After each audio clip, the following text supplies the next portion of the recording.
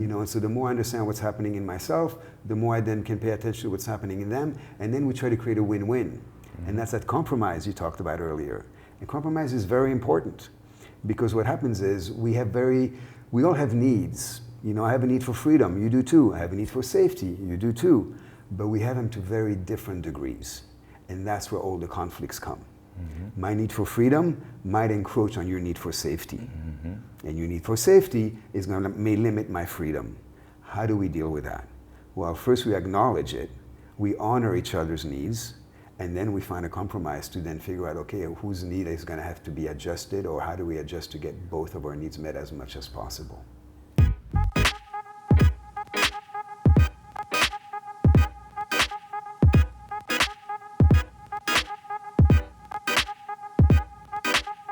Welcome to this new episode, and today I am with Bernard. How are you, Bernard? I'm great. How are you? Very good indeed. And we're gonna talk about nonviolent communication, NVC. Yes. Because Bernard, of course, is holding space on the island, teaching this lovely modality of communication. Yeah. Bernard, I'd like to ask you, what is your journey in life up until now, and how did you get into NVC? Hi, thank you. Well, the reason I got into NVC was about 12 years ago. Basically, I took a course in San Francisco with a man named Newt Bailey. And he was an amazing teacher in San Francisco.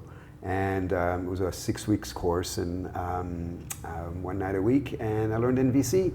And then soon after, I dated a woman who was actually pretty well versed in NVC.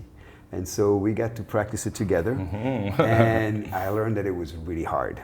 That it didn't matter how well you knew it, we would still end up in these fights. You know, we would try to do NVC, and then we'd still end up in these, you know, difficult situations and all of that. And we dated for about 6 months, and eventually we lived together as roommates, friends, for a couple of years. And in those years, we really got to practice it more. And then a little bit later, I joined a men's group in San Francisco. And I started learning how to facilitate groups, facilitating men's groups. But I learned that I didn't really know what I was doing. So I ended up finding a counseling program. And I did a year-long counseling program in San Francisco. And that was the beginning of that journey. You know, supporting people, counseling people, bringing the tools I learned in the counseling program to the men's group. And about 4 years ago, I quit my life as a computer support person in San Francisco and moved to Thailand. And I found an NVC group in Chiang Mai. And I joined the group, and pretty soon I was helping the facilitator. And then after that, I ended up taking over the group and started facilitating it. And I've been facilitating these groups for about 4 years now. That's really lovely. And I mean, were you always interested in psychology, relating, and communication as a teenager or a growing up man? Yeah, you know, one of the things that I discovered is that I was very lucky. My wounding had me really wanting to be loved and appreciated and needed by people. You know, I felt like I didn't matter. That was part of my wounding, and I was abandoned a lot. So, in order to do that, I had to figure out what worked and what didn't work in order to get people to like me.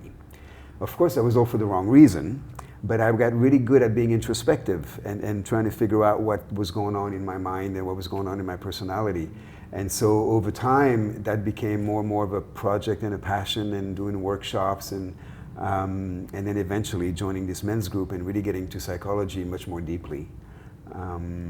Yeah, and I wish I'd studied psychology in college. You know, I studied international relations, which was very interesting, but kind of useless. I understand. I really believe that in modern society, being able to communicate with others and relate to others is one of the most important skills you could ever have. Yeah. Because we are very much social animals as human beings, and you know, creating collaboration and cooperation, both, of course, in a work environment, but also in a kind of family environment and personal environment, is extremely important. Possibly one of the best skills you could have is indeed to communicate effectively and also understand other people's point of view and finding some sort of compromise that is beneficial for both. Exactly. I don't know if you like the word compromise, but I like to ask you, what is NVC, if you had to explain to somebody that is not familiar with it? So NVC is nonviolent communication, and it was created by Marshall Rosenberg back in the 60s or 70s. I don't remember exactly when. And a lot of people have a problem with that word violent, nonviolent communication. And it's not really just that he doesn't mean that don't yell at people and don't be aggressive and don't be violent. Certainly that's part of it. But it's any communication that is disconnecting. Any way that I'm going to communicate with you in a way that you won't really want to engage with me. For example, if I give you advice when you just want to be listened to, or if I give you sympathy, like, oh, you're going to be fine. Well, no, maybe you're not going to be fine. You're hurting. What you want is a shoulder to cry on. And so all the ways that we communicate that are disconnecting is what Marshall Rosenberg calls violent communication. And so the goal is to then not do those and to communicate from a place of vulnerability. And if I'm vulnerable, I'm much more likely to trigger your empathy. And then you'll want to then, communicate with me and support me in getting my needs met. So that's the goal. I suppose as a base prerequisite, I mean, you need quite a bit of awareness and presence when you're communicating to the other person, right? Because you need to feel what's their state of mind, and possibly if you're very present and aware, then you can pick up some of the clues that might lead you to communicate in a way or another. Is that correct? Or? Yes, it is. But really, you got to start here. You got to start with yourself. First, I need to know what's going on here. What is my situation? What am I feeling? What am I needing? And then once I figure that out, then I can put my attention on the other and see, okay, so now what's going on with them? So there's maybe sometimes a misunderstanding about NVC is that it's just a way to communicate out. This is what I need. So I'm feeling this. I have a particular need. Please, here's a request to get that need met. But it's also about understanding what's going on with the other and helping them get their needs met. And so it's a feedback loop. And so the more I understand what's happening in myself, the more I then can pay attention to what's happening in them. And then we try to create a win-win. And that's that compromise you talked about earlier. And compromise is very important because what happens is we all have needs. I have a need for freedom, you do too. I have a need for safety, you do too. But we have them to very different degrees. And that's where all the conflicts come. My need for freedom might encroach on your need for safety. And your need for safety may limit my freedom. How do we deal with that? Well, first we acknowledge it, we honor each other's needs, and then we find a compromise to then figure out, okay, whose need is going to have to be adjusted, or how do we adjust to get both of our needs met as much as possible? Yeah, that makes perfect sense to me indeed. I took one of your classes a couple of years ago, and I remember there was a bit of an emphasis on I. So rather than saying you, yes. I would start always with the I. Yes. I feel that, or I see that, I hear you. Yeah. Yeah, so there is some sort of structure to the communication as well. Yes, there is. Can you explain a little bit about that, please? Yeah, so the basic model of NVC is we make an observation. We then, from that observation, share our feelings about that observation. And then the feelings always point to a need. A need is either satisfied or not satisfied. And once we figure out what the need is that needs to be satisfied, we then make a request to get that needs met. That's the simple structure. Yeah. So in the observation, we want to make sure that we're talking about ourselves and I. We don't want to say you always, you never, and make it about the other person, because the goal is connection. It's not about being right. It's about making sure that we can get somewhere in this conversation. And if I start blaming you or accusing you of having done something or not doing things right, there's a very good chance that you'll get defensive, and then you will then push back, and you won't be available for this conversation. So the goal is, how do I get you to be available for this conversation with me? Sure. And of course, it's a tool that I can learn for myself to be more effective, more effective at relating to others. Yeah. And then I also appreciate the fact that others will have different style of communication and different sort of ways of expressing or not expressing their needs, or taking into consideration my needs or not, right? Yeah. So that's so it's something that can be very useful for me and can help me with the relationships in general. Yes, and so the part about, for me, I have this little system that I call the internal track and the external track. So for example, if somebody's late and I'm not happy about them being late, I can make a request of them saying, hey, when you're late, I feel really disappointed because I have a need for efficiency. And so my request is, would you mind letting me know ahead of time if you're going to be late? That's an external track. I'm asking them to do something different. But it could be that when somebody's late, I get really angry. And so that's mine, that anger. Nobody makes me angry, right? This is my journey to explore. Why do I get so angry when people are late? And so then what I do is I put that in the observation. And so I do an internal track, which is something like, I notice that when people are late, I get really angry. That's my observation. How do I feel about that, about me being so angry? Maybe I'm confused because I don't know why I get so angry. Or maybe I'm a little bit ashamed because I don't really want to be so angry. Or maybe I'm disappointed in myself. And so then what's my need? I have a need maybe for understanding, for clarity, for compassion. And so then I can do a request of myself. How do I explore this anger that I have? And then I can kind of work on this relationship to my anger and discover where does it come from. And so this is my internal track. You know, I could get my mom and my brother and my boss to not be late, but there will always be a new person that's going to be late. Yeah. There's going to be another person who's going to cut me off in traffic. And if I keep reacting to them, I will never be free. Yeah. So it's very important to understand the tool of MVC and apply, you know, in the way that it should be. Yeah. First to Absolutely. Myself and then to another. Yeah, yeah. And a superpower is, you know, if there's an issue with someone, if I can do my internal track first when I address it with them and show them that I'm exploring why I am so reactive and what's happening in me, then I make it safe for them to be vulnerable as well and to explore why they're late, why they forgot me, whatever they did. Yeah, and the ultimate goal, of course, is connection and better relationships. So it's very, very worth it indeed. Very worth it indeed. Yeah. Is there any kind of crossover between NVC and the politically correctness, or these are completely separate things? I would say they're separate because, again, in NVC, there's not a goal to be right. But certainly, when you bump into political correctness, you could use NVC to deal with it or to address it. If somebody is telling me that I'm, is trying to make a politically correct point, I can certainly express what my feelings are and what my needs are, as opposed to what I think about their political ideas. But also, NVC is not a way to be right, like you said, right? I'm not politically correct because I'm using NVC. I'm not trying to manipulate anything using NVC. I'm just trying to create connection. You know, some people mistake it, they try to use NVC to get their point across or to get their needs met. And that's fine, but then it could come from a different place. And then there's an expectation. Because in NVC, when I make a request, somebody can say no. They don't have to say yes. They have a different need. They cannot address my need. That's okay. There are 7 billion people on the planet. Somebody else will be able to meet that need, probably. That is true. The key is if the need is central to the relationship and you won't meet it, well, then there's a problem.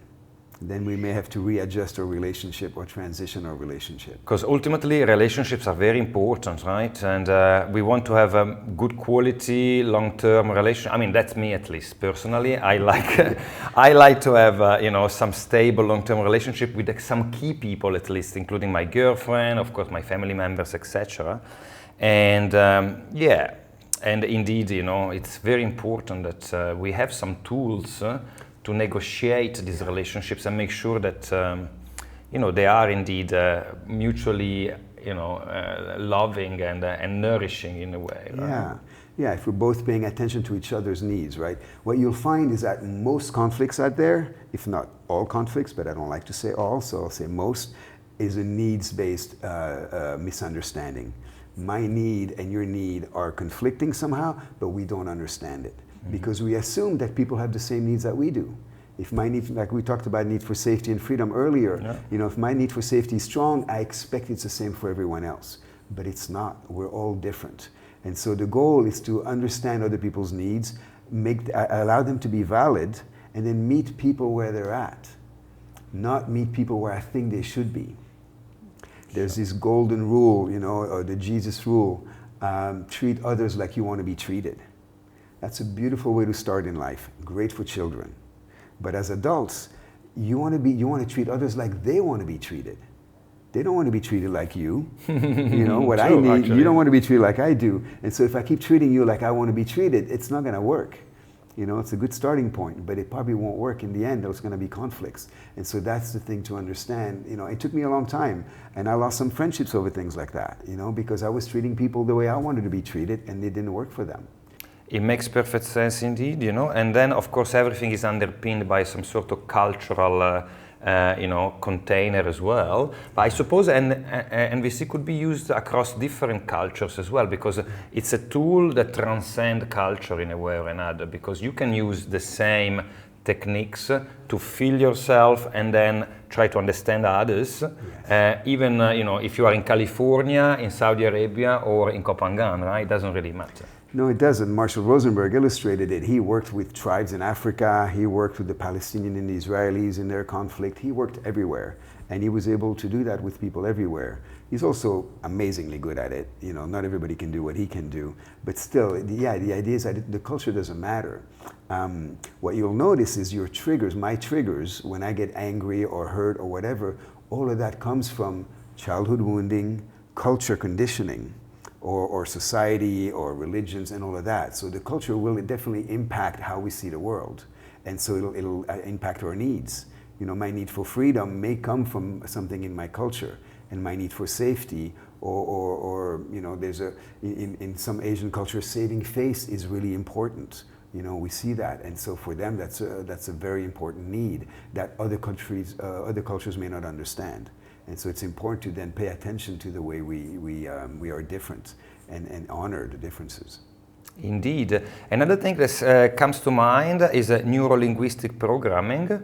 Are you familiar with NLP? A little bit. I've taken an introduction workshop, but so I know a little bit about it, but not that much. Yeah, it's also a great way to really try to understand yourself and others, and you know, by picking up lots of clues that are not verbal, or they can be verbal too. So there is a verbal aspect of it, depending on the words that you use. You might be expressing a need or another, and also the way you use your facial expression, your body language, your just general energy. Because, of course, I feel there is a little bit of quite a bit of focus these days on speech, which is, of course, major, but communication is not just speech, right? It's also intention, and the intention can be sometimes represented by body language and you know, tonality and stuff like that as well, right? Yeah, for NLP takes everything into consideration. It's very interesting in that sense. Yeah, and one of the things that I try to emphasize in NVC is that the goal is connection, right? And it's to pay attention to how I'm being received.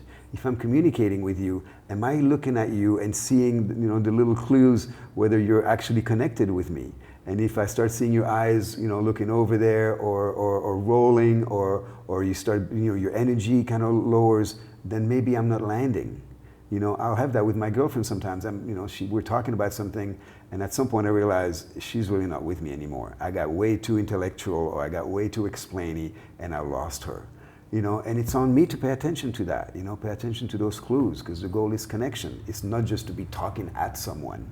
You know, I want an engaged conversation, so having a good feedback loop of understanding what's happening in the other person is really important. Very nice. So combining NVC with like meditation, mindfulness. I mean, we are talking about a relating realm of life, which is, again, we mentioned, so important, right? So there are different tools that can be combined together for me to be a better communicator and to feel my feelings and other people's as well, right? And my goal now, my journey is what I call inner freedom. You know, I'm trying to find my own inner freedom. I'm trying to free myself from the conditioning, from the wounds, from all those things that control me. You know, whenever I'm not at choice in my reaction, in my responsiveness to things, you know, and then I'm not free. So the goal is to, how can I be free, and then how can I support others in finding that freedom, so that I can respond to situations and not react to situations. Yeah, that's the point. I feel I share a similar kind of goal, you know, to be indeed more responsive and less reactive, which means having my consciousness more engaged, so that it's not my reptilian brain always jumping at things all the time. Yeah. Because I noticed that when I am more present and I have this split second, you know, cognitive detachment, if you want, from the situation, I get back in a better way, in a more balanced way. And ultimately, I am more successful in relationships, and I experience more positive emotions, more harmony around me, which are things that I personally value, right? Yeah. So, Yeah, I agree, and that's the goal, right? How quickly can I notice that I've gone over the edge, and then how quickly can I come back? And so as we learn about our reactivity, at first it may take a couple of days. I get angry at a situation, and I'm angry for 2 days, and eventually I come down, and that's what happens in relationships a lot, right? People get mad at each other, maybe they break up for a day or two, and then they come down, come back, and then reunite. The goal is, can I own my reactivity? Can I realize, okay, this was me. Yes, you did something and it made me angry, but really my anger is mine, and so therefore can I own it and then explore it for myself? And so that's the goal. That's what I try to teach in these NVC classes, is how quickly can you then notice your reactivity and bring yourself back. We end up doing about 3 different groups a week now, maybe 50 people come through it. I'm a little worried about what's going to happen after this video goes live. I might have to add more classes, but it's been great. People are really hungry. The people that come here are hungry for growth and learning and knowledge, and so it's really great to work with them. Well, Bernard, thank you very much for this little chat today. I really enjoyed it, and yeah. Thank you. Thank you.